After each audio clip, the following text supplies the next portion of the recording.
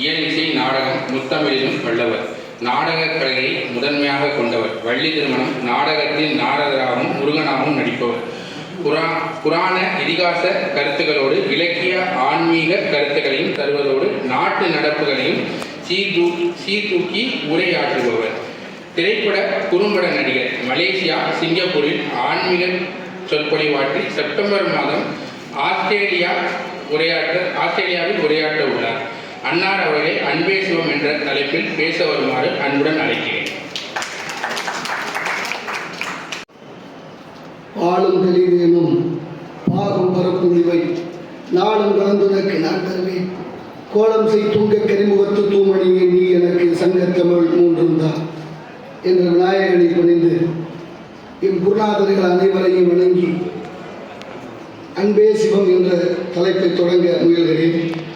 இங்கே குழுமி இருக்கும் அருள் நிறைந்த பெரியோர்களுக்கும் அன்பு நிறைந்த தாய்மார்களுக்கும் சிறியனின் பணிவான வணக்கம். அன்பே சிவம், சிவம் வேறு அன்பு வேறு என்று கருத வேண்டாம். அதற்கு நிறைய எடுத்துக்காட்டுகள் சொல்லிக்கிட்டே இருக்கலாம். அன்புதான் சிவம், சிவம்தான் அன்பு, அன்பிற்கு உண்டோ அடைக்கும் தாள் என்பார் வள்ளுவர் கூட. அன்பும் அரணும் உடைத்தாயும் இல்வாழ்.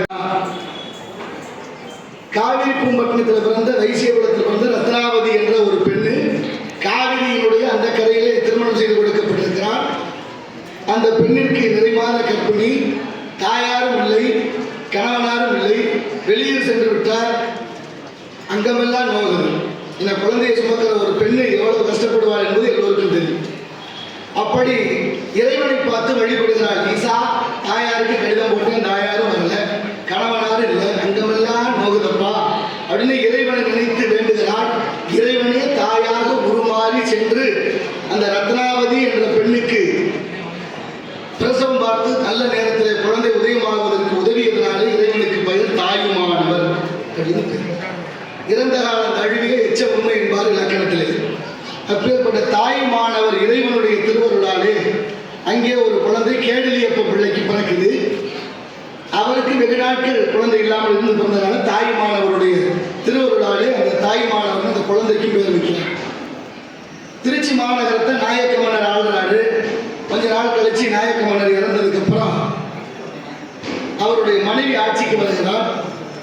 அந்த நேரத்தில் கேடலியப்ப பிள்ளை இறந்துடுறாரு. தன்னுடைய வேலை பிள்ளைக்கு வருது. இன்னைக்கு அரசாங்க வேலை அப்பா இறந்துட்டா மகனுக்கு வருது. இது நடைமுறையில் இருக்கு. அது அந்த காலத்திலிருந்தே இருந்தது. தாய்மான சுவாமியும் இந்த வேலைக்கு வர்றார். நாயக்க மன்னருடைய மனைவி ராணி பார்க்குறா, யாரோ ஒருத்தர் புதுசாக வேலை பார்க்குறாரு. யாரு விசாரணை தெரிய வருது. அவர் தாய்மானவர் அழைக்கிறா. அழைச்சி கேட்டதுக்கப்புறம் ரெண்டு பேரும் சேர்ந்து வாழலாம். எனக்கு கணவன் இல்லை, உங்களுக்கு மனைவி இல்லை.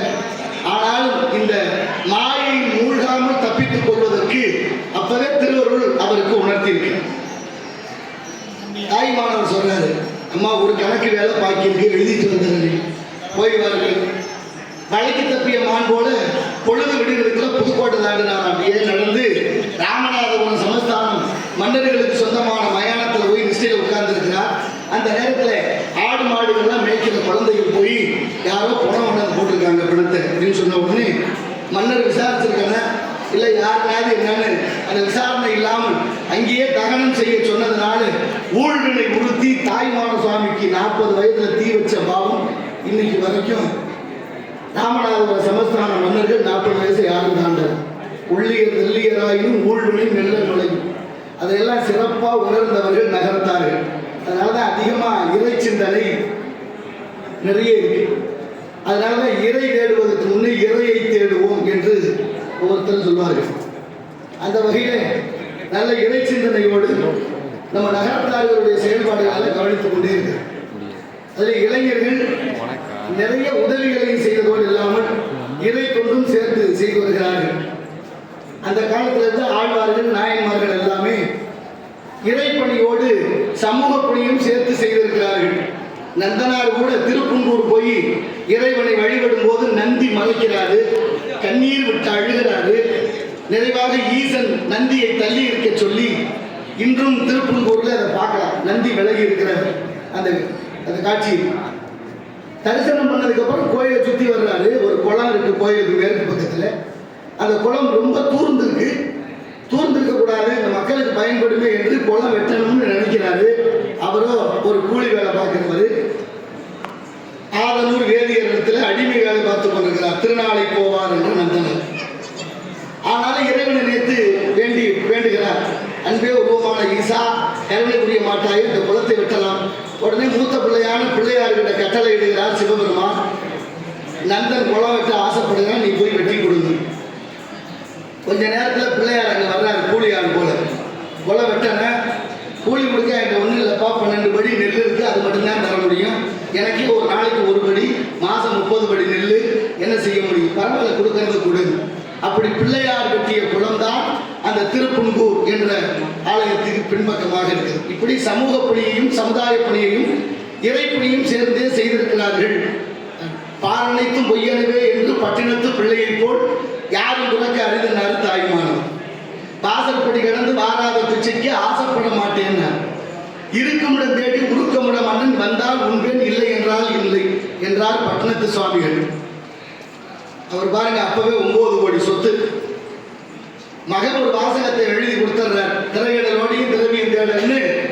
மகன் சம்பாதிக்க போய் வந்தவர் ஒரு சாக்கு மூட்டை, ஒரு மரப்பெட்டி.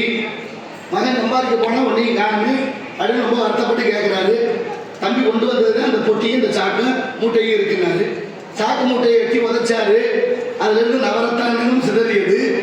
உடனே மகிழ்ச்சி அடைந்தார். ஒன்றுமே சம்பாதிச்சு வரலைன்னு கோவப்பட்டாரு. அப்புறம் நவரத்தினங்களையும் விராட்டிக்குள்ள வச்சு கொண்டு வந்ததை பார்த்தோன்னே மகிழ்ச்சி அடைந்தாரு. அப்புறம் அந்த பெட்டியை திறந்து பார்க்குறாரு, உள்ள ஒரு கடிதம் இருக்கு. காதற்ற ஊசியும் வாராது காணும் கடைவெளிக்கு. அதே நிமிடத்தில் துறவு. இது எது போல?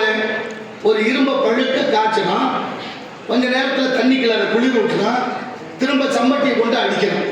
அப்போ தான் அந்த இரும்பு வளையுது. இப்போ ஏற்கனவே சூடுபடுத்தினது போல மகன் சம்பாரிச்சு விளைங்கிற கோபத்தை ஊட்டி, சம்பாரிச்சு வந்திருக்கேங்கிற நகரத்தினை காட்டி மகிழ்ச்சி படுத்தி குளிர்விட்டப்பட்டு திரும்ப சம்மட்டியால் அடித்தது போல ஒரு வாசகம், காதற்ற ஊசியும் வாராது காணும் கண்டுபிடிக்கு. அந்த வினாடியே துறவு. மனசு வருமா? வீதிக்கு வந்துட்டாரு ஒரு கோவணத்தோட. சேந்தனார் குமாஸ்தா கேட்கிறார், ஐயா அந்த சொத்தெல்லாம் என்ன செய்வான்? தூக்கி தெருவில் போடுனாரா? மனசு வருமா? ஒருத்தர் சாமியாரா போகிறான்னு புறப்பட்டு போயிருக்கிறாரு. 3 நாள் கழிச்சு திரும்ப வீட்டுக்கு வந்திருக்கிறாரு. வீட்டில் மனைவி கேட்குறாங்க, என்ன ஏன் சாமியாரா போனேன்னு போனீங்க, இப்போ திரும்ப வந்திருக்கிறீங்க? இல்லை, போகிறப்போதான் ஞாபகம் வந்துச்சு, நம்ம வீட்டு நடு மாடத்தில் ஒரு சுண்ணாம்பு டப்பா மறந்து வச்சுட்டு போயிட்டு எடுத்து வைக்க சொல்லலாம்னு சாமியாரா போனவருக்கு சுண்ணாம்பு டப்பா மேலே ஆசை. ஆனால் பட்டினத்து சுவாமிகள் 9 கோடி சொத்து தெருவில் போட்டு நீதிக்கு வந்த மகான். மாத்திக்கட்ட கோவணம்லையும் அவ்வளோ பெரிய கோடீஸ்வரனுக்கு. கூட பிறந்த அக்கா ரொம்ப வருத்தப்படுறான். நம்ம தம்பி சாமியாரை போனாரு, கொஞ்சம் சொத்தை கொடுத்துட்டு போனான்னா அதுவும் இல்லை. சரி, வேற ஊருக்காவது போனாலும் நம்ம பார்க்குற கண் முன்னே பிச்சை எடுத்து சாப்பிட்றது கேவலமாக இருக்கு. இதுக்கு மேலே விட்டு வச்சா எனக்கு ரொம்ப அசிங்கம். கொலையும் செய்வாங்கிற முடிவோடு தம்பியை கொள்ளலான்னு முடிவு பண்ணி அப்பம் சுட்டு அப்பத்துக்குள்ள விஷத்தை வச்சு பிள்ளைகிட்ட கொடுத்துருக்கோம். வாங்கி பார்க்கிறாரு சுவாமிகள். ஓட்டப்பம் தன்னினை தன்னை சுடும், ஓட்டப்பம் வீட்டை சுடும்னு கூரை மேல தூக்கி போட்டு பற்றி எரிந்ததாக இந்த வரலாறு சொல்லுவோம். அப்படிப்பட்ட ஞானியா மாறினார். ஒரு நாள் எச்சில் இலையிலிருந்து சோறு எடுத்து சாப்பிட்டு குப்பை தொட்டி ஓரமாக உட்கார்ந்துருக்கிறார். பல்லவ மன்னன் தேர்ல வர்றேன். தேர்ல மன்னன் வந்து பார்க்கிறேன், யார் பேர் எங்கேயோ பார்த்தது மாதிரி இருக்கேன். அவர் தான் பட்டினத்து செட்டியாரு. இந்த பிறந்த நாளுக்கு முத்துமாலை பரிசா போட்டாரு. அவர் தான். அவரா இவர் பெரிய கோடீஸ்வரனாச்சே, மெத்தையில படுத்திருந்தாரு, இப்படி குப்பை தொட்டிக்கு வந்துட்டாரு, என்னாச்சு, எது மூளையில கோளாறா இருக்குமோ அப்படின்னு கீழே இறங்கி வந்து மன்னன் கேட்கலாம், செட்டியார நல்ல பணக்காரனா வாழ்ந்து கோடீஸ்வரனா இருந்தீங்கள, இப்படி குப்பை தொட்டிக்கு வந்துட்டீங்களே, இதுல என்ன உங்களுக்கு சுகம் கிடைக்குது அப்படின்னு மன்னன் கேட்கிறேன். சாமி சொல்றாரு, மன்னவா நீ நிக்கிறேன் நான் உட்கார்ந்துருக்கேன், இதை விட என்னையா எனக்கு சுகம் வேணும்னு. நீ நிக்கிறேன் நான் உட்கார்ந்துருக்கேன், இதை விட என்ன சுகம் வேணும்? உன்னை கண்டோன பையன் நடுங்கிருப்பேன். எங்க இருந்திருந்தா? வீட்டுல இருந்திருந்தா. எதுக்கு? என் சொத்துக்கு வரி போட போறியோன்னு பயந்துருப்பேன். இப்ப என்ன அப்படி கோவணத்துக்காக வரி போட போற போயான்னு நான் பட்டினத்தார். எவ்வளவு பெரிய தத்துவ ஞானி பாருங்க. ஒரு நாள் வயலுக்குள்ள வரப்புல தலையை வச்சு படுத்திருக்கிறாரு. அந்த நேரத்துல 2 பெண்கள் தண்ணிக்கு போறாங்க. போற பெண் குழந்தையில ஒருத்தி சொல்றா, எவ்வளவு பெரிய கோடீஸ்வரன், எல்லாத்தையும் விட்டார், தாயை விட்டார், தமையனை விட்டார், குழந்தையை விட்டார், மனைவியை விட்டார், சொத்து சுகம் அத்தனையும் விட்டுட்டு இப்படி சாமியாரா வந்துட்டார். உண்மையிலே இவர் தான் சாமியார் அப்படின்னு ஒருத்தி.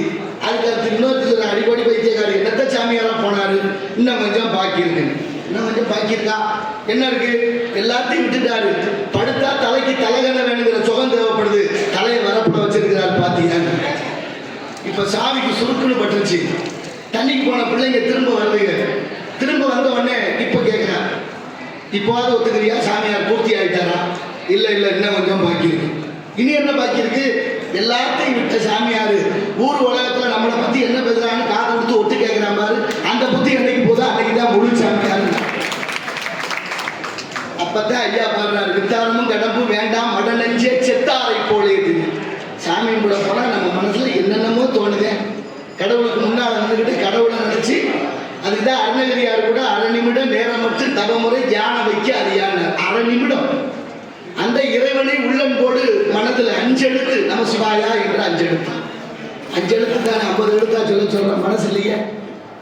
ஆனாலும் இந்த நாகரிகங்கிற காலத்தில் ரொம்ப வேகமாக போய்கிட்டே இருக்கு. அம்மா சொன்னது மாதிரி இளைஞர்களுக்கு நிறைய மாற்றங்கள் வேணும். இந்த சாப்பாட்டை பற்றி கூட அம்மா சொன்னாங்க. இந்த நிறுவனங்கள்லேருந்து வர்ற சாப்பாடு இதெல்லாம் சாப்பிடாம பழமையை மறக்காம இருக்கு. அப்படி பட்டினத்தாரு பிச்சை எடுத்து சாப்பிட்டு விட்டுட்டார். கோயிலில் கீழே கோபுரத்தில் ஒருத்தர், மேலே கோபுரத்தில் ஒருத்தரா பட்டினத்தாரும் பத்திரகரியாரும் இருக்கிறார். இப்போ ஈசனே பிச்சாண்டியாக வந்து ஏதாவது குடியா சாப்பிட, நானே பிச்சைக்காரன் யார்கிட்ட வச்சாங்க. மேலே கோபுரத்தில் ஒரு குடும்பத்தை இருக்கேன், அங்கே போய் கேளுங்க. இங்கேருந்து அங்கே போகிறாரு. அவர் பக்கத்தில் ஒரு திருவோடு இருக்கு, ஒரு நாய் படுத்து கிடக்கு. வேற ஒன்றும் பெரிய சொத்து சோகம்லாம் இல்லை. இன்னைக்கெல்லாம் ஜாமியார் கணக்கு எடுத்தோம்னா ஒன்றும் பண்ண முடியாது. ஆனால் அந்த ஜாமியார் இருந்த சொத்தையெல்லாம் விட்டுட்டு வெளியில் வந்துட்டாங்க. இன்னைக்கு இருக்க நிலைமை எப்படி இருக்கு பாருங்க. அப்புறம் அவர்கிட்ட போய் சொல்றாரு, ஐயா நீங்க ஏதாவது கொடுங்க, நீங்க தானே நம்மளோட குடும்பஸ்தேன். யார் சொன்னது? கீழே கோபுரத்தில் ஒருத்தர் சொன்னாரு. ஏன் இருக்கிறதே ஓடு, அதை வச்சே எங்க குடும்பத்தைன்னு சொல்லிட்டானா, ஓடு என்ன விட்டு ஓடுன்னு உடைச்சார். முதல்ல அவருக்கு முக்தி கிடைத்தது. அதுக்கப்புறம் தான் பட்டினத்தாருக்கே முக்தி கிடைத்ததா. அப்படிப்பட்ட பட்டினத்தார் பிறந்த சமூகம் உயர்ந்த சிந்தனை உடையவர்கள், உயர்ந்த எண்ணம் உடையவர்கள். நீங்க பாருங்க, தமிழர்கள் உலகத்துக்கே மாண்பும் வீரமும் அறிவும் எல்லாத்தையும் கற்றுக் கொடுத்தவர்கள். அப்படி இருந்த தமிழ் சமூகம் இன்றைக்கும் நிலையை என்னும் போது ரொம்ப வேதனையாக இருக்கு. தமிழிலை முதல்ல என்னை நன்றாக இறைவன் படைத்தனன், தன்னை நன்றாக தமிழ் செய்யுமாறு நெஞ்சையலும் சிலப்பதிகாரம் மணி 6 படைத்த தமிழ்நாடு. வள்ளுவன் தன்னை உலகினுக்கு தந்து வான்புகள் கொண்ட தமிழ்நாடு. எங்கள் வாழ்வும் எங்கள் வளமும் மங்காத தமிழ் என்று சங்கே முழங்கு என்று பாடிய தமிழ்நாடு.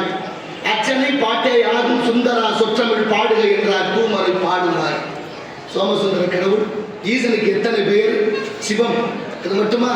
அத்தனையும் சம்ஹாரன் பேர் பரமேஸ்வரன். ஏன்னா இந்த ஆடிப்பூரம் அவ்வளவு மிக முக்கியமானது. பூர நட்சத்திரத்தில் ஆண்டாள் அவதாரம் செய்தார். அம்பாளை அலங்காரம் செய்து அழகரித்து அழகுபடுத்துகிறோம். இந்த அழகு நிரந்தரமானதா அப்படின்னு யோசிக்கிறாரு அருணகிரிநாதர். சிலை அலங்காரம், தலையை பாரி அலங்காரம் பண்ணி வெளியில வந்தா காத்து வந்தா கலைஞ்சு போகும். சரி, நகை அலங்காரம் எவ்வளவுதான் கோடி கோடியா போட்டு வயிறு வாங்கினாலும் ஒரு நேரம் எண்ணெய் இறங்கிடும், இல்லை கல்லில் ஈக்காடு முதலிய குற்றங்கள் வந்துடும். சரி, கோடி கோடியா கொடுத்து பட்டாடை வாங்கி கொடுத்தனாலும் ஒரு நாள் இல்லை ஒரு நாள் கிழிஞ்சு போயிடும். சரி, மலர் மாலை அழகு அப்படின்னு பார்த்தா மலர் மாலை கொஞ்ச நேரம் தான் இருக்கு, 2 மணி நேரம் 3 மணி நேரம் வாடி போயிடும். சரி, எதுதான் பாடாது? இந்த இறைவனுக்கு சூட்டு மாலை நிரந்தரமா இருக்கணுமேனு எண்ணினாராம் அருணகிரியார். அதனாலதான் கந்தர் அலங்காரம் பாடுவார். கந்தர் அலங்காரம் பாட்டு 108 பாடல்கள். ஒன்று காப்பு செயல், ஒன்று நூற்பயன், ஒரு பக்கம் 51 51 6 பாடல் குஞ்சமாக. எவ்வளவு அழகாக! என்றும் அழியாத தமிழ் போல என்றும் உள்ள தென்தமிழ் இயம்பி இசை கொண்டான் என்று கம்பர் பாடுகிறார். சந்தான புஷ்ப பரிமள கிண்கிணி முக சரண யோகல அமிர்த பிரபா சந்திரசேகரா மூசிகாரோட வெகுமோக சத்தியப்பிரிய ஆழிகளை சிந்தாமணி கலசகர கட்டக போல திரியம்பகன் விநாயகன் சிவனை வளம் வரும் அளவில் உலகடைய நொடி ஒரு சித்திரக்கலாபம் இல்லை என்று மயில் விருத்தம் பாடுகிறார். 16,000 திருப்புகள் அத்தனை இல்லை நம்மகிட்ட. இன்னைக்கு 1314 தான் இருக்கு. எல்லாம் செல்ல வச்சு போச்சு. ஆனா நிறைவா நிரந்தரமா எது இருக்கு நம்மகிட்ட? திருவாசகம் இருக்கு. அதனால திருவாசகம் முற்றோதல். திருவாசகம் என்னும் திருவாத ஊரில் பிறந்த மாணிக்க வாசக பெருமானார் அருளிய எம்பெருமான் இறைவனாரே எழுதிய திருச்சிற்றம்பலம் என்று கையொப்பம் விட்டது இன்றும் இருக்கிறதாமே. அவ்வளவு உயர்ந்தது. நம சிவாயா வாழ்க, நாதன் தாழ்வாழ்க, இமைப்பொழுதும் எண்ணஞ்சில் நீங்காதான் தாழ்வாழ்க, கோகலி ஆண்ட குருமனிதன் தாழ்வாழ்க, ஆகமாகி நின்ற அன்னிப்பான் தாழ்வாழ்க, ஏகன் அநேகன் இறைவன் அடி வாழ்க, வேகன் எடுத்தாண்ட வேண்டன் அடி வெல்க. எவ்வளவு அற்புதமான திருவாசகம் என்னும் தேன். தேன் ஏன் சொன்னாங்க? தேனு தான் தானும் விடாது, தன்னை சார்ந்தவரையும் கெட விடாது. தேனுக்குள்ள ஒரு பொருளை போட்டாச்சுன்னா எத்தனை ஆண்டுகள் ஆனாலும் கெடாமலே இருக்கும். தேன் அவ்வளவு மகந்தம். மகத்துவம் வாய்ந்தது. அப்படி திருவாசகமும் கெட்டு போகாத, நம்மளையும் கெடவிடாத அற்புதமான ஒரு பொக்கிஷம் திருவாசகத்துக்கு முருகார், ஒரு வாசகத்துக்கு முருகார். அயல் நாட்டவர்கள் எல்லாம் திருவாசகத்தை மொழிபெயர்த்திருக்கிறார்கள். அப்படி திருவாசகம் நகரத்தார்கள் இல்லங்களிலே படிப்பதை கேட்டு ரொம்ப மகிழ்ச்சியா இருக்கு. எல்லாரும் படிக்கணும், எல்லாரும் உயர்ந்த ஆத்மாக்கள் உயர்வு தானே எல்லாரும் நினைக்கிறோம். அப்படிப்பட்ட திருவாசகம் மிக சில பேர் பார்த்தா பால் போன்றவர், அன்னை பால் போன்றவர், அப்பச்சி பால் போன்றவர் கோணம் இல்ல. எதுக்கு சொல்றான் பால் போன்றவர்? பால் வெள்ளையா இருக்கு, மனசு வெள்ளையா இருக்குன்னா சுண்ணாம்பு வெள்ளை, கண்ணு வெள்ளை, அது போல எதுவும் பொருந்தாது. சரி, இனிக்குது அப்படின்னா தேன் இனிக்கும், கற்கண்டு இனிக்கும், சர்க்கரை இனிக்கும். அதிமதுரம் 50% சர்க்கரையை விட சுவை அதிகமா. அப்ப எதுக்கு பொருந்தது? பாலோட குணம் சில பேர்கிட்ட இருக்கும். அதனால சில பேரை பால் போன்றவர்னு சொல்றோம். எது போல இப்ப தாய்மார்கள்லாம் பால் காய்ச்சறது வழக்கம். பாலை காய்ச்சறது இல்லை, கூட சேர்த்துருக்கிற தண்ணியை வத்த வைக்கிறது. அடுப்பு பற்ற வச்சு பாத்திரத்துல பாலை ஊற்றி அடுப்புல வச்சாச்சுன்னா அக்கினி சூடு பட்ட உடனே பால் பொங்கி மேல வரும். அப்ப அக்கினி சொல்லுது, அக்கினி பார்த்து சொல்லுதான் பால். அக்கினி பகவானே, என்னோட சேர்ந்து இருக்க நண்பனை கொல்லவா பார்க்கிற, ஒன்னு நான் கொள்றேன்னு பால் பொங்கி மேல வருமா? அந்த நேரத்துல கொஞ்சம் தண்ணி ஊத்தியாச்சுன்னா நண்பன் வந்து தாண்டின்னு அடங்கி போகும். அப்படின்னா தன்னோடு சேர்ந்த வறியவர்களை எல்லா நலன்களும் கொடுத்து காப்பாற்றுபவர்களுக்கு பேர் தான் பால் போன்றவர்னு பேர். இந்த நாட்டில் நிறைய பிரச்சனைகள். ஒருத்தர் நடந்து போயிட்டே இருந்திருக்கிறாரு, திடீர்னு மழை வந்துருச்சு. எங்கேயாவது ஒதுங்கலாம்னு பார்க்குறாரு, பக்கத்தில் நண்பருடைய வீடு. வீட்டுக்குள்ள போயாச்சு. வீட்டுக்குள்ள போனால் மழை அதிகமாக பெய்யுது. போன நண்பர் சொல்லுவார், நண்பா வசதியாக இருக்கிற, நிறைய காசு பணம் வச்சிருக்கேன், இந்த கூரையை மாற்றக்கூடாதா? ஒழுகிற வீட்டுக்குள்ள இருக்கிறியப்பா, அழுகிற வீட்டில் கூட இருக்கலாம், ஒழுகிற வீட்டில் இருக்கக்கூடாதுன்னு சொல்லுவாங்களே, இப்படி ஒழுகிற வீட்டில் இருக்கிறியன்னு சொல்ல. அதுக்கு அவர் சொன்னாரா, ஒரு 15 நாளாக விடாமல் மழை பெய்யுது, நானும் மாற்றலாம்னு தான் முயற்சி பண்ணுறேன், மழை நின்றபாடு இல்லை, என்ன செய்ய அப்படின்னாரு. இவர் சொன்னாரு, மழை பெய்யும் போது யாரும் மாற்ற முடியாது, மழையெல்லாம் விட்டதுக்கு அப்புறம் வெயில் அடிக்கும்ல, அந்த நேரத்தில் யாரும் இந்த கூரையை மாற்றலாமே நானா. அதுக்கு அவர் சொல்றாரு, வெயில் அடிக்கும் போது அதை எதுக்கு மாற்றணும், அப்படித்தான் மழையே பெய்யாது. இப்போ நம்ம குழப்பம் அப்படித்தான் இருக்கு. முன்னால போனால் கடிக்குது, பின்னால வந்தால் உதைக்குது. எப்படி இருக்கு பாருங்க நிலவரங்களே. இப்படித்தான் நடந்து போய்கிட்டே இருந்தவர் ஒருத்தர் பூசணிக்காய் கிடந்திருக்கு, பெரிய பெரிய பூசணியா, வெள்ளை வெள்ளேன்னு, சாம்பல் பூசணி, நீத்து பூசணி, திருஷ்டி பூசணி, இன்னும் திருநெல்வேலி பக்கம் அதுக்கு தடியங்காயின்னு பேர். பூசணிக்காயை பார்த்தோன்னே இவனுக்கு ஆச்சரியமா போச்சு, எவ்வளவு பெரிய காய், எப்படி காய்ச்சிருக்கேன் அப்படின்னு பார்த்தா அது கொடியில காய்ச்சிருக்கு. கொடியில தான் பூசணிக்காய் காய்க்கும், எல்லாருக்கும் தெரியும். ஆனால் அவர் கொஞ்சம் அறிவு கொஞ்சம் குறைவு, அதை பத்தி அப்புறம் சொல்லு. அப்ப பாக்குறாரு, பார்த்துட்டு சொல்லுவாரு, படைச்சது இறைவன் தானா, கடவுளுக்கு அறிவே இல்லை, கடவுள் முட்டா அப்படின்னு முடிவு பண்ணிட்டேன். ஆட்டில் கொல்ல போய் கடவுளை முட்டான்னு சொல்றேன். ஆனா கடவுள் என்ன செய்து கொண்டிருக்கிறாருன்னா அது மிக அதிக அற்புதம். இப்ப கடவுள் முட்டா, இவ்வளவு பெரிய காயப்படைச்சு ஒரு சின்ன கொடியில என்ன கொஞ்சம் கூட பொருத்தமே இல்லை அப்படின்னு பேசிக்கிட்டே அப்படியே வந்தவர் ஒரு ஆலமரத்தடியில படுக்கிறாரு. ஆலமரத்தடியில படுத்தவர் மேல பாக்குறாரு, ஆலம்பழம் ரொம்ப சிறுசா இருக்கு. இப்ப முடிவே பண்ணிட்டாரு, இவ்வளவு பெரிய மரத்தை படைச்சு ஒரு சின்ன பழத்தை வச்சிருக்கேன், ஒரு சின்ன கொடியில இவ்வளவு பெரிய காயம் வச்சிருக்கேன், கொஞ்சம் கூட பொருத்தம் இல்லை, ஏற்குமாறா இருக்கேன், கடவுளுக்கு அறிவில்லை, முட்டா அப்படின்னு படுத்துருக்கு. கொஞ்ச நேரத்தில் ஒரு காத்து வந்தது, மரம் அசைந்தது, ஒரு பழம் நடுங்க அவன் நெத்தியில விழுந்தது. அம்மான்னு எந்திரிச்சான். ஆஹா, ஒரு சின்ன பழம் விழுந்ததுக்கே இந்த வழி வலிக்குது. ஒருவேளை பூசணிக்காய் மேல இருந்து விழுந்துருந்தா அந்த தலை என்ன ஆகுது, செதற்தங்காயா போயிருக்குமே. ஆஹா, தவறா எண்ணி விட்டோம். இறைவன் மிகப்பெரியவன், கடவுள் தான் இந்த உலகத்துக்கு முதன்மையானவன். அவன் படைச்சதுல எல்லாம் சரியா இருக்கு. இயற்கை இயற்கையாக, நதி நதியாக, ஆறு ஆறாக, கடல் கடலாக. கடல் பாருங்க ஒண்ணு போல இருக்கும், குளம் கூட குறைய மாறும். அப்படி இயற்கை நமக்கு கொடுத்த கொடை அவ்வளவு இருக்கு. ஆனாலும் நம்ம எல்லாத்தையும் நீதி இயற்கை சார்ந்து வாழாமல் மாறி மாறி மாறி. அன்பு எவ்வளவு முக்கியமானது. அன்பு கொடுக்கணும், கொடுத்தா கிடைக்குது, எதை கொடுத்தாலும் கிடைக்கும். நீங்க பாருங்க, அறம் செய்ய விரும்புனா அந்த கிழவி, தர்மம் பண்றது நல்லது, அதை விரும்பி செய்கிற அறம். செய்ய விரும்புன்னு கூட சொல்லலை, செய்ய விரும்புனா யாரும் மெய்யெழுத்ததுல கிடையாது. அறம் செய்ய விரும்பு, ஏன்னா செய்யறது கையை, விரும்புறது மனசு. தர்மம் பண்ணாலோ 1 ரூபா கொடுத்தாலோ 5 ரூபா கொடுத்தாலோ நல்ல அன்போட செய்யணும், விருப்பத்தோட செய்யணும். அதுதான் அறம் செய்ய விரும்பு. சொல்லிட்டு அடுத்த வார்த்தை சொன்னா, ஆறுவது சினம். சினம்னா கோபம். தர்மம் பண்ணா கோபம் வருதுன்னு அந்த கிழவி. எப்படி தர்மம் பண்ணா கோபம் வரும்? தர்மம் பண்றதுல கோபம் வருதுன்னா அப்புறம் வேற என்ன செய்ய முடியும்? நடக்குது, தர்மம் பண்ணா கோபம் வரும். அன்னதானம் போட்டு பாருங்க, நம்ம ஆளு என்ன பாடு வருதுனாங்க. சாப்பிட்ற ஆள் எந்திரிக்கிறதுக்குள்ள பின்னால நிற்கிறது. நேரம் இல்லை, 5 எழுத்து இருக்கு நமசிவாயா, அதையாவது சொல்லலாமே.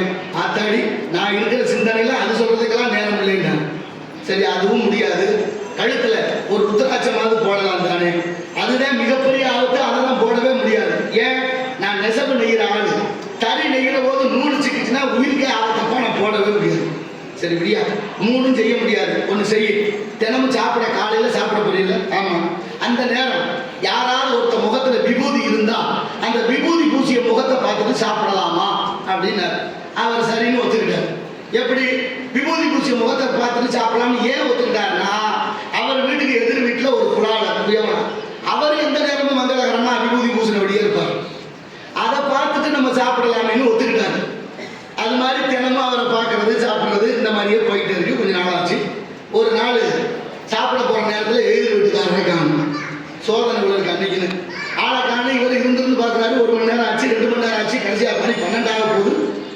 எதிர் வீட்டுக்குள்ளாளரை காணும். முகத்தை பார்த்துட்டு சாப்பிடணும். அந்த தேவை கடைப்பிடிச்சோமே, இவ்வளவு நாள் கடைப்பிடிச்சிட்டோமேன்னு பதறாரு. வேறு வழியில் நேராக அந்த வீட்டுக்கு போய் அந்த வீட்டுக்காரன் மாட்டேன், அம்மா உங்கள் வீட்டுக்காரர் இருக்கேன், அவர் பானை பண்ணுறதுக்கு மண்ணெடுக்க போயிருக்காரு. அப்படியா, அவர் முகத்தை பார்த்துட்டு சாப்பிட்டு இவ்வளவு நாளா அவரை பார்க்கணும். எந்த இடத்துல மண் எடுக்கிறாரு, என்ன இடத்துல, உடனே இங்கேருந்து ஓடுறாரு, டக்கு டக்குன்னு ஓடிக்கிட்டே இருக்காரு. அங்கே அவர் மண்ணு தோண்டி எடுத்துக்கிட்டே இருக்கிறாரு. மண்ணு தோண்டி எடுக்கிற போது உள்ளே இருந்து ஒரு புதையல் வருது. புதையல் அவர் தூக்குற நேரம் இவர் டக்கு டக்குன்னு ஓடியாங்கன்னு இவர் திரும்பி பார்த்துட்டேன்னாரு. இவர் முகத்தை பார்த்துட்டு வந்துட்டாரு, அவரும் பார்த்துட்டாரு, 2 பேரும் பார்த்தாச்சு. இப்ப என்ன நினைச்சிட்டாரு, அவர் விபூதி பூசி இருந்ததை பார்த்துட்டு சாப்பிட வந்துட்டாரு. பசி, ஏன்னா பசி வந்தா 10 பறக்குமே, மானம் தவம் குலம் கல்வி இப்படி எல்லாமே பறக்குமேனு அவர் வந்துட்டாரு சாப்பிட்றதுக்கு. இவர் என்ன நினைச்சிட்டாரு, நம்ம எடுத்த புதையலை பார்த்துட்டு போயிட்டேன், வெளியில சொன்னாங்கன்னா புதையல் நமக்கு இல்லாம போயிடும், அதனால யாருக்கும் தெரியாம 2 பங்கா வச்சு பாதியை கொண்டே கொடுத்துருவோம்னு பாதியை கொண்டுட்டு அவர் வீட்டுக்கு வந்தார். என்ன அப்போ ஒன்றும் இல்லை, ஒரு புதையல் எடுத்து நீங்க தான் பார்த்தியே, யாருக்கும் சொல்ல வேண்டாம், நம்ம 2 பேருக்குள்ள இருக்கட்டும், பாதி புதையலை வச்சுக்கோங்கன்னு கொடுத்தாரு. இப்போ இந்த கதை எதுக்கு சொல்றேன், விபூதி பூசின முகத்தை பார்த்ததுக்கே பாதி புதையல் வீடு தேடி வந்திருக்குன்னா, எந்த நேரமும் விபூதியே பூசி இருந்தா நமக்கு என்னென்னலாம் ஐஸ்வர்யம்னு பேரு. திருநீர், நீங்க சாதாரண சாம்பல், வீட்டு சாம்பல், அடுப்புல விறகு வச்சு சமைச்ச ஒரு காலத்துல அந்த அடுப்பு சாம்பல் அள்ளி தாய்மார்கள்லாம் பூசணி செடி, பரங்கி செடி, என்னென்னமோ செடியெல்லாம் பின்னால பயிர் பண்ணியிருப்போம். அடுப்பு சாம்பலை அதில் போடுவோம். ஏன், பூச்சி விழுந்தா அடுப்பு சாம்பலுக்கு கட்டுப்படுது. சாதாரண அடுப்பு சாம்பலுக்கே பூச்சி விழாம கட்டுப்படுதுன்னா, நியமப்படி தயாரித்த இந்த விபூதிக்கு எவ்வளவு மகிமை இருக்கும் என்பதை நாம உணரணும். அவ்வளவு மகத்துவம் இருக்கு. உள்ளம்பெரும் கோயில், ஊனுடம்பை ஆலயம், வல்ல பிரானாருக்கு வாய்கோபுர வாசல், கள்ளப்புலனைக்கும் காணா மணி விளக்கே, தெல்ல தெளிந்தாருக்கு சீவன் சிவலிங்கம். சீவனுக்கு சிவனுக்கு என்ன வித்தியாசம்? சீவன் எழுதுனீங்கன்னா சுழி இருக்கு, சிவம்னு எழுதுனா சுழி இல்லை. நமக்கெல்லாம் சுழி இருக்கு, சில பேருக்கு ஒரு 2 சுழி 3 சுழி அந்த மாதிரிலாம் சுழி இருக்கான். சொல்றோம்ல, நம்மளே என்ன சுழியோ தெரியல, சொல்லி பேச்சே கேட்கறேன் இல்லை, அவன் ஜபரியத்துக்கு பிடிக்கும் அந்த மாதிரி சுழி. அப்படி ஈசன் உள்ளங்கோயில், உடம்பு ஆலயம், மூச்சு காத்தே சிவலிங்கம், வல்லபுராணருக்கு வாய்கோபுர வாசல், கள்ளப்புலனைக்கும் காணா மணி விளக்கே. அப்படின்னா என்ன அர்த்தம்? கோயிலும் மனித உடம்பும் ஒண்ணுன்னு சொல்றாரு திருமூலர்.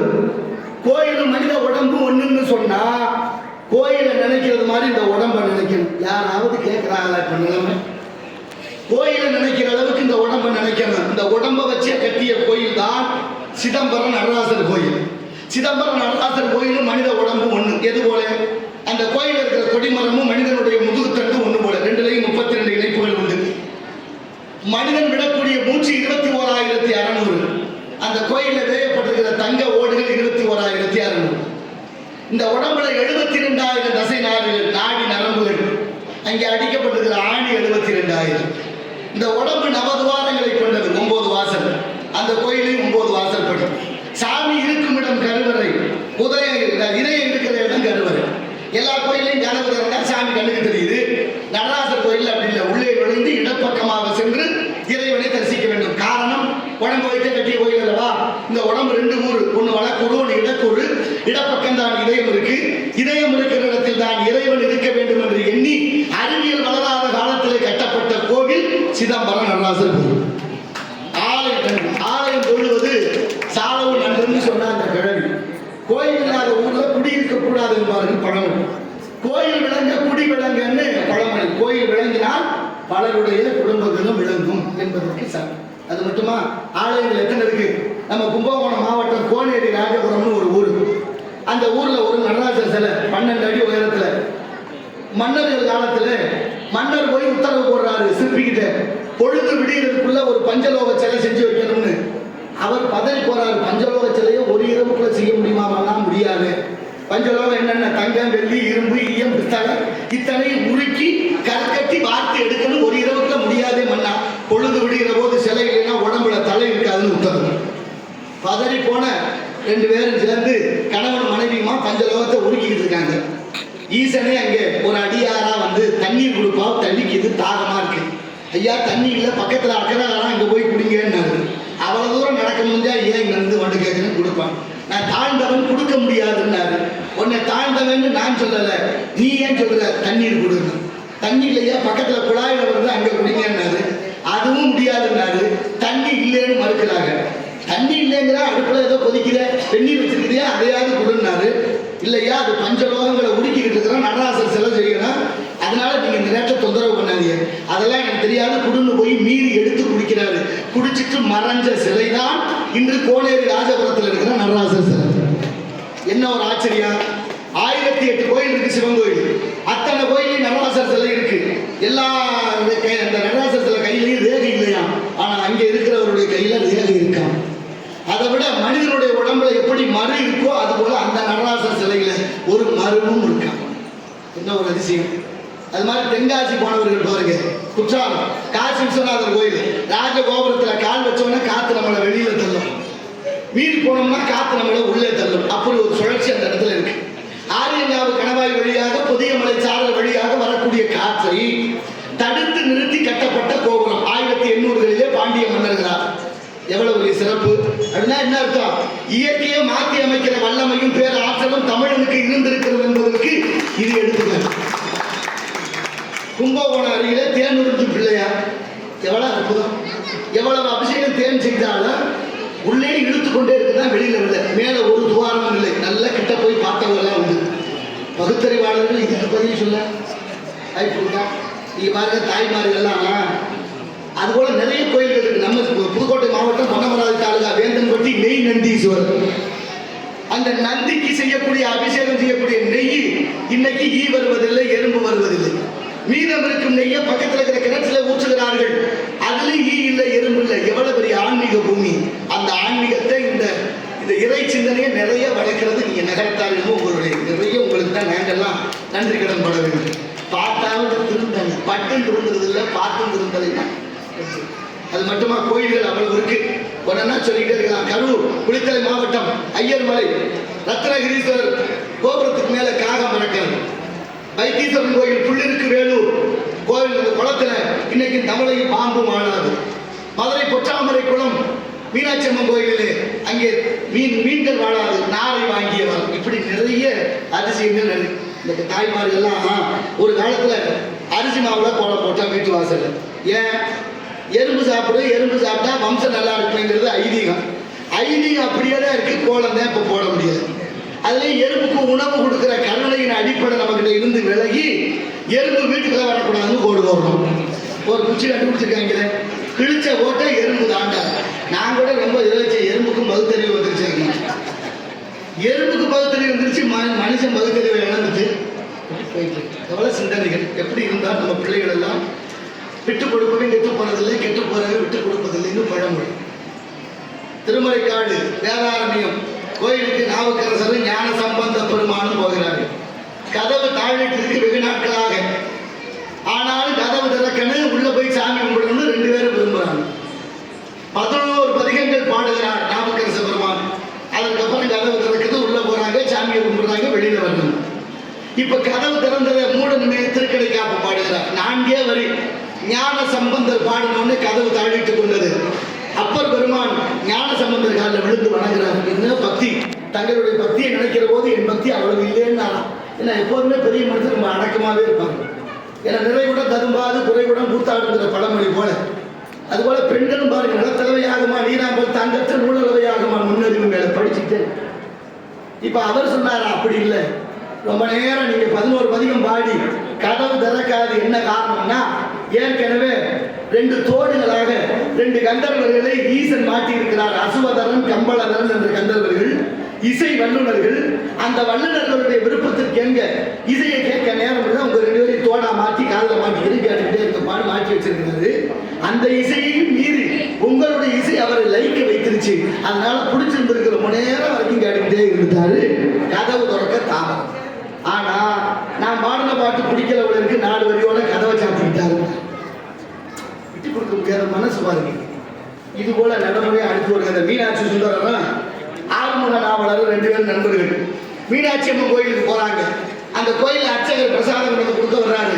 கொடுக்க வந்த உடனே தடுமாற்ற அவருக்கு 2 பேரும் தகுதியில தராதரத்துல உயர்ந்தவங்க. யாருக்கிட்ட முதல்ல கொடுக்கறது? இவர்கிட்ட கொடுத்தா அவர் நினைப்பாரு, அவர்கிட்ட கொடுத்தா இவர் எது நினைப்பாருன்னு தயங்குறாரு. அர்ச்சகர் தயங்குற போது மீனாட்சி சுந்தரரை பார்த்து ஆறுமுக நாவலர் சொன்னாங்க, தாயும் தந்தையுமானவர் அவருக்கு கொடுங்க முதல்ல. தாயும் தந்தையுமான மீனாட்சி சுந்தரர்கிட்ட அவர் ஏத்துக்கல. என்னதான் தாயும் தந்தையுமாக நான் இருந்தாலும் தாயும் தந்தையும் விரும்புறது பிள்ளையை தானே ஆறுமுகத்துக்கிட்ட கொடுங்க. அப்படி உயர்ந்த சிந்தனையோடு உயர்ந்த நோக்கத்தோடு நமக்கு முன்னோர்கள் கிட்ட கதைகள் எல்லாம் வழிகாட்டுதல் எல்லாம் நிறைய நகரத்தார்கள். அவளை பேர் வைக்கிறது கூட பாருங்க. இதை பார்க்கும்போது அரங்காவலருடைய பரம்பரையிலேருந்து ஒரு 7 தலைமுறை எழுதி ஐயா வச்சிருக்கேன். இன்னைக்கு வரைக்கும் மறக்க முடியுமா? இதெல்லாம் இருக்கணும். எங்க அப்பா எனக்கு 3 தலைமுறைக்கு முன்னால யார் இருந்தாலும் எனக்கு தெரியும். ஆனா இதெல்லாம் பாதுகாக்கணும். இன்றைய இளைஞர்கள் நாகரிகங்கிற பேரெல்லாம் மாறி மாறி போயிட்டே இருக்கு.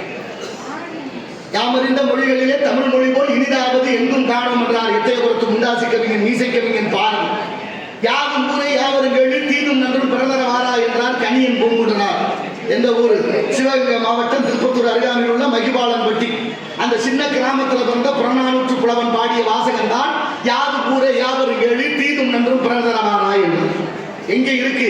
ஐக்கிய நாடுகளின் ஒன்றியமான ஐநாவில் இருக்கு. ஐநா தமிழை மதிக்குது. தமிழ்நாட்டில் தமிழ் என்னவா இருக்குங்கிறது கேள்விக்குறியா இருக்கு. சரி, அது போகட்டும்.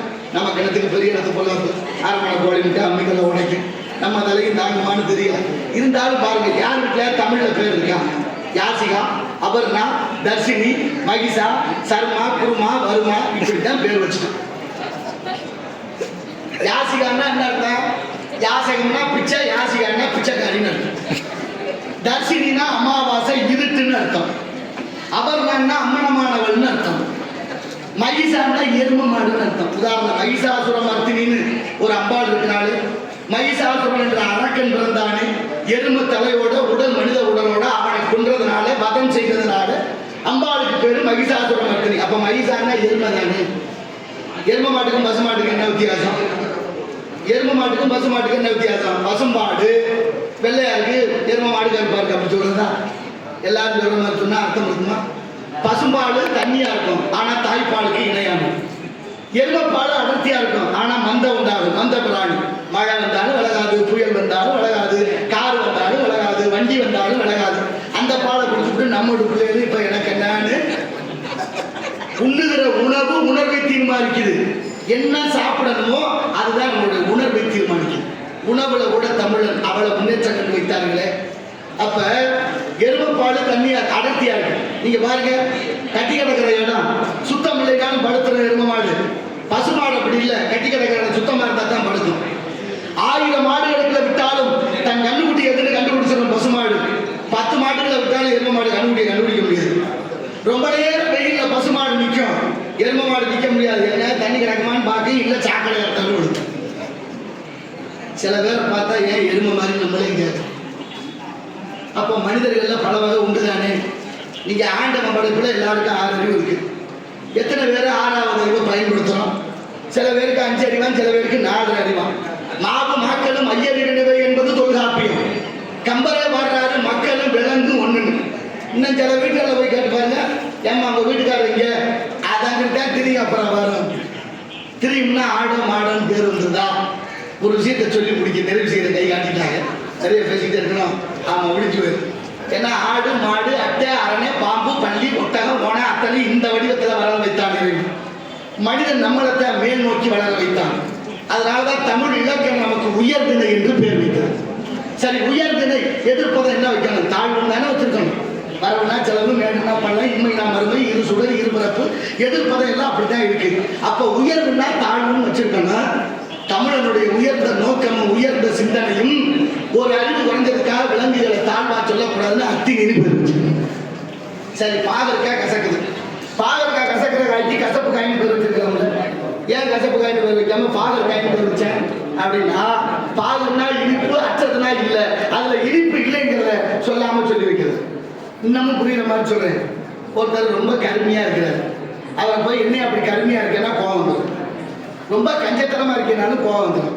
அதே மாற்றி சொல்லி பாருங்க, என்ன அண்ணன் ரொம்ப சிக்கனமா இருக்கு, இவ்வளவு இருக்கு, கொஞ்சம் பார்த்து ஏதாவது செய்யறது அப்படின்னா மனசு ஏறும். சொல்லுகிற வார்த்தை சொல்வாக்கும் செல்வாக்கும் தேவர்கள் திருவாக்கு, சொல்வாக்கு தவறிவிட்டால் நாடிய புண்ணாக்கு. அன்பு இருக்கணும், அன்பு இருந்தால் நமக்கு அருள் வரும், அருள் வந்தால் நமக்கு தவம் வரும், தவம் வந்தால் சிவமே கிடைக்கும். அதனால அன்புதான் மிகச்சிறந்த உயர்வான எண்ணங்கள். அந்த அன்பை எல்லோருக்கும் பகிர்வோம். சைவம் அம்மா சொன்ன மாதிரி உலக நாடுகள் எல்லாம் நகரத்தார்கள் சைவ சமயத்தை பரப்பிக் கொண்டே இருக்கிறது. நான் நிறைய சொல்லிடுறேன், நேரத்தில் சுருக்கமாக ஒன்று சொல்லிடுறேன். ஏன்னா மிக உயர்ந்தது சைவம். சைவ வைணவ பாகுபாடுகள்லாம் ஒரு காலத்தில் இருந்தது. இந்த பட்டை அடிக்கிற ஆளுகளும் ராமம் போடுற ஆளுகளும் அரிசின்னே சொல்ல மாட்டாங்களாம், இந்த அளவுக்கு மோசமாக இருந்திருக்கு. அரிசி அப்படின்னா சிவனுக்கு முதல் எழுத்து வருது, அரி மகாவிஷ்ணுவோட முதல் எழுத்து வருது. ரெண்டு பேரும் அரிசின்னு சொல்லாம ரெண்டு பேரும் அமுதுபடி கொடுங்க எடுக்கப்பாங்க. அந்த அளவுக்கு கொடுமை இருந்திருக்கு. ஆனா இன்னைக்கு அரியும் சிவனும் ஒண்ணு என்பதை உணர்த்தணும். நிறைய பேர் எங்க ஐயா வாரியார் சாமிகளை கேட்கறது வழக்கம். சிவன் கோயிலுக்குள்ள எல்லாம் பெருமாள் கோயில் இருக்கு, பெருமாள் கோயிலுக்குள்ள எல்லாம் சிவன் கோயில் இல்லையே என்னன்னு கேட்பாங்க. அதுக்கு ஐயா சொல்லுவாங்க, அது பெரிய அண்டா, இது குண்டா. அண்டாக்குள்ள குண்டா போகும், குண்டாக்குள்ள அண்டா போகாது. ஐயா மேடையில் ஒரு சொற்பொழிவு ஆற்ற போது உள்ளே இருந்து ஒருத்தர் மனநலம் பாதிச்சவர் சொல்றதா மதுபானம் அருந்தியவரான்னு சொல்றதுன்னு தெரியும். எந்திரிச்சு கேட்கிறாரு, என்ன பெருசு உடம்பெல்லாம் வெள்ளை அடிச்சு வச்சிருக்கிறேன், சிவத்துக்கு வெள்ளை அடிச்சது மாதிரி அப்படின்னு கேட்டுக்கிட்டாங்க. ஐயா ரொம்ப வருத்தம் இல்லாம அமைதியா சொன்னார், ஆமா வெள்ளை அடிச்சிருக்கிறேன். ஏன் வெள்ளை அடிச்சிருக்கிறேன்? யாருக்கு எதுக்கு வெள்ளை அடிப்பாங்க? குடி இருக்கிற வீட்டுக்கு தான் வெள்ளை அடிப்பாங்க, உன் மாதிரி குடிச்சவத்துக்கெல்லாம் வெள்ளை அடிக்கிறது இல்லைன்னு. நம்ம மனதில எல்லாம் இறைவன் குடிகொண்டிருக்க வேண்டும். அந்த இறைவன் குடிகொண்டிருக்கிற அந்த இடத்துக்கு எப்பொழுதுமே திருநீர் அணிந்திருக்க வேண்டும், அதுல திலகம் விடுதல் வேண்டும். குங்குமம் வாங்கி வைக்க, ஸ்டிக்கர் போட்ட வாங்கி ஒட்டாம நாகரிகங்கிற பேர்ல எல்லாத்தையும் தொலைச்சிட்டோம். எதுவுமே நமக்கு இல்லை. இளைஞர்கள் எல்லாம் பண்பட வேண்டும். நாகரிகங்கிற பேர்ல எல்லாத்தையும் தொலைச்சிடாம பேர்கள்லாம் தமிழை வச்சு நகரத்தார்கள் இந்த தமிழையும் இந்த ஆன்மீகத்தையும் நீங்க காத்துக்கொண்டே இருக்கிறீங்க. மீண்டும் தொடர்ச்சியா எத்தனை ஆண்டுகள் ஆனாலும் இந்த உலகம் உள்ளளவும் உங்களால் தான் இயலும். அதை காத்துக்கிட்டே இருக்கணும், அது ரொம்ப முக்கியம். அப்படின்னா இந்த சைவம் அவ்வளவு மிக உண்டு. நல்லவர்களாக இருப்பது ஆபத்து, மிக மிக நல்லவர்களாக இருந்த ஆபத்தா. மேல்நாட்டு அறிஞர் பெர்னாட்ஷா சொல்றா, நபிகள் நாயகத்தை கல்லால் அடிச்சிருந்த உலகம், இயேசுநாதர் சிலுவையில் இருந்த உலகம், அப்பர் பெருமான கல்லில் கட்டி கடலை ஓட்ட மகேந்திர வல்லவன், ஞான சம்பந்த குடி நம்மளுக்கு தீ வச்சான் ஜமனர்கள் மதுரையில், இந்த உலகம் உருண்டை கண்டுபிடிச்ச விஞ்ஞானியை உயிரோட கொளுத்தி இருந்த உலகம், மகாத்மாவை சுட்ட இருந்த உலகம். இதை விட என்ன வேணும்? வீட்டுக்கு வீடு ஆட்டுக்குட்டி பிள்ளை மாதிரி வளர்க்கலாம். ஆடு பிள்ளை மாதிரி வளருது, மச்சான் வீட்டுக்கு வந்துட்டாருன்னா அதுக்கு ஆயுசு முடிஞ்சுது. எந்த ஆட்டுக்குட்டியாவது பேரம் பத்தி எடுத்து செத்துருக்கா? ஆடு கடிச்சு மனுஷன் ஜாகல, கோழி கொத்தி மனுஷன் ஜாகல, மாடு கடிச்சு மனுஷன் ஜாகல, மீன் கடிச்சு மனுஷன் ஜாகல, அதெல்லாம் கடிச்சு மனுஷன் ஜாகல. நான் ஒண்ணும் சொல்லல. ஆடு செய்வோம், மாடு செய்வோம், மான் செய்வோம், குரங்கு செய்வோம், யானை செய்வோம், அத்தனையும் செய்வோம். மனுஷன் செய்வோம்னா சாப்பிட வருது. எங்க ஐயா வாரியார் சாமி சொல்றார், மனுஷன் செத்தா புதைக்க விட சுடுகாடு, மனுஷன் செத்தா புதைக்க விட சுடுகாடு, ஆட்டையும் மாட்டையும் கொண்டு புதைக்கிறீங்களே வயிறு சுடுகாடுன்னு கேட்கிறேன். 1330 குறள் எழுதிய வள்ளுவ பெருமான் 133 அதிகாரம் வச்சு ஒரு அதிகாரம் புலால் மறுத்தல், கொல்லான் புலாலை மறுத்தானே கைகூப்பி எல்லா உயிரும் தொழுது.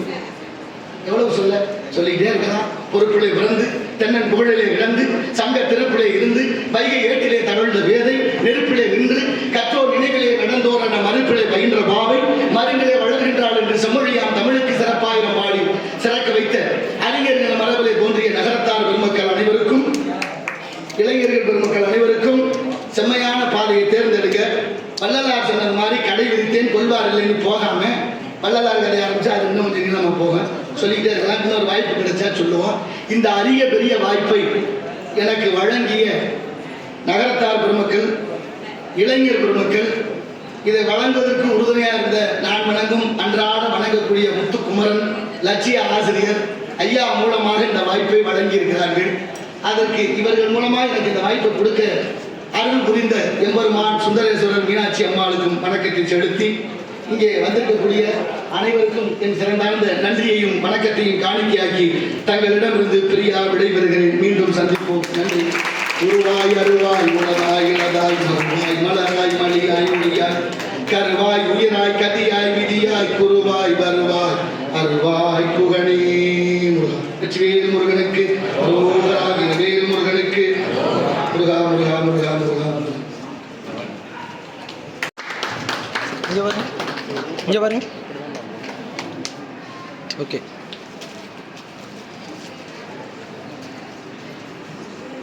நகரத்தாரில் நடத்தப்படும் கிரிக்கெட் போட்டியை பற்றி இப்பொழுது கேடி கதிரேசன் அவர்கள் சொல்வார்கள்.